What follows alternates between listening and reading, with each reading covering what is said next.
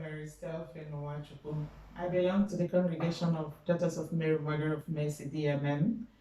I join in the peace of this day. How is the Blessed Virgin Mother of God? The Blessed Virgin is Mother of God because Jesus Christ, her Son, who was born of her as man, is not only man, but is also truly God. The next question is the Blessed Virgin Mary our mother also? Very much yes. The Blessed Virgin is our mother.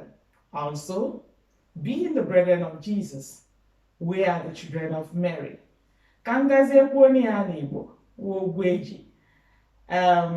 Kedu ihe eji asị na Virgin Mary bụ nne nke Chukwu? Virgin Maria dị nsọ bụ nne nke Chukwu maka na Jesu Kristi nwa ya onye ọ mụrụ n'ụdị mmadụ abụrụ sọsọ mmadụ, ọ bụkwazi n'ezie Chukwu. Nke ọzọ abụrụ ịkọwa ya ọfụma. Virgin Maria dị nsọ bụkwa nne anyị niile maka na anyị bụrụ ndị na-eso ụzọ Jesu, anyị bụkwazi ụmụ nke Mary. Daalụ.